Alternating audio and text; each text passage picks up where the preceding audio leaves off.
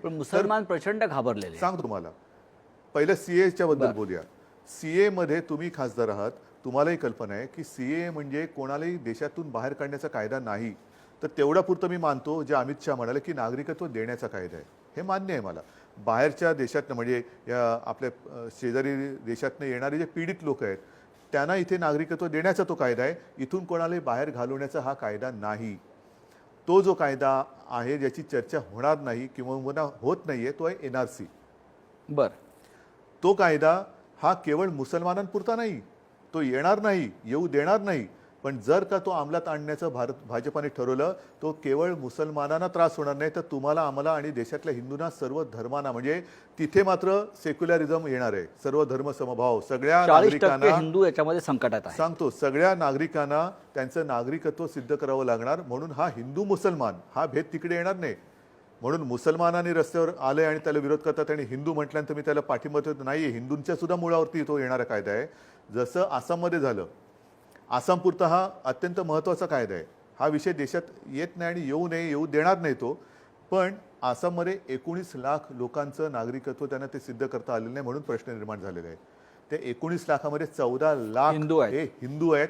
तिथल्या लोकप्रतिनिधींचे म्हणजे आमदार खासदारांचे ते कुटुंबीय आहेत, सैन्य अधिकारी आहेत, सैन्यातले अधिकारी आहेत, कारगिलमध्ये ज्यांना शौर्य पदक प्राप्त झालेत अशा अधिकाऱ्यांची अधिकारी आहेत. म्हणजे ह्याच्यामध्ये मी NRCला विरोध केला म्हणजे मी राष्ट्रद्रोही आणि तुम्ही दिलात. अरे बाबा, पण ते येईल तेव्हा तुलाही त्या लाईनीत उभं राहावं लागणार आहे. तुझे आई वडील किंवा कोणी कुटुंबी असतील त्यांना सुद्धा हे भोगावं लागणार आहे. त्याच्यामुळे आदिवासींचं काय होणार? आदिवासी लोकांना जेव्हा हे कळेल तेव्हा आदिवासी प्रचंड संख्येने रस्त्यावरती येतील. त्यांच्याकडे नागरिकत्वाचा जर का तुम्ही दाखला मागितला तर.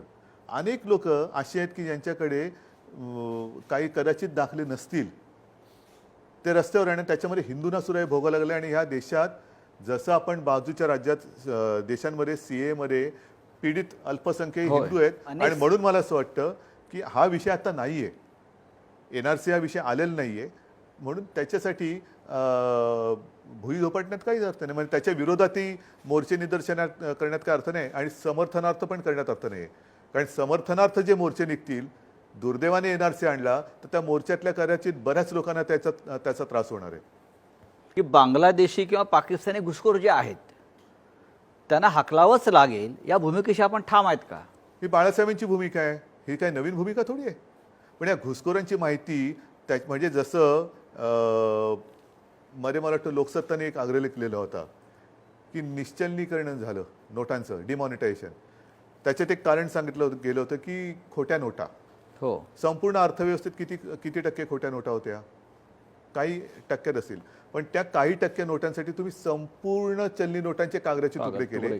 तसे काही टक्के घुसखोरांसाठी तुम्ही संपूर्ण देशाला रांगेत उभं करताय. आणि मला असं वाटतं ह्या सरकारचं एक काहीतरी विचित्र धोरण आहे, सतत तुम्हाला टेन्शन खाली ठेवायचं. नाही, इथे पुन्हा एकदा हिंदू आणि मुसलमानाशी फाळणी करून राजकारण किंवा निवडणुका जिंकाव्यात असं आपल्याला वाटतं का? कोणी घडवत आहे पुन्हा एकदा? NRC आणण्याची हिंमत आहे तुमच्यात? मग का तुम्ही हा भेदभाव करताय? मग त्यांना असं दाखवायचंय की आम्ही घुसखोरांना काढू इच्छितोय, आम्ही पण काढू इच्छितोय, आम्ही काढू इच्छितो पण हे आम्हाला काढू देत नाही, म्हणजे हे देशद्रोही आहेत. झालं, त्यांचं काम झालं, निवडणुका जिंकले. पण हे होणार नाही आता. कारण NRCचा अर्थ हा हळूहळू लोकांना कळायला लागलेला आहे. नागरिकत्व सिद्ध करणं हे केवळ मुसलमानांपुरतं नाही, तर ते हिंदूंना सुद्धा जड जाईल आणि तो कायदा मी येऊ देणार नाही. NRC मी माझं मुख्यमंत्री म्हणून आणि मुख्यमंत्री नसतो तरीही माझं धोरण स्वच्छ आहे की मी कोणालाही कोणाचा अधिकार हिसकावून घेऊ देणार नाही. आपण असं म्हटलं की NRC मी येऊ देणार नाही, बरोबर आहे. मग CAA येऊ देणार का? म्हणजे अनेक राज्यांनी त्यांच्या विधानसभेत असे ठराव केले केंद्राच्या विरोधामध्ये की आम्ही CAA लागू करणार नाही. महाराष्ट्र अशा प्रकारचं ठराव करणार आहे का? त्याची गरजच नाहीये. ह्याचं कारण असं की CAA, मी पुन्हा सांगतो की इथून कोणालाही घराबाहेर काढणं हे CAA मध्ये येत नाही. CAA म्हणजे फक्त बाजूच्या देशातील जे पीडित अल्पसंख्याक म्हणजे हिंदू आहेत त्यांना आपल्या देशात सामावून घेण्याचं आहे. पण त्याच्याबद्दल केंद्राने स्पष्टीकरण द्यायला पाहिजे. आणि माझं ठाम मत आहे की केंद्राने ही जबाबदारी स्वीकारून त्यांनी त्यांच्या जागा घराबिरांचा विषय केंद्राने सोडवला पाहिजे.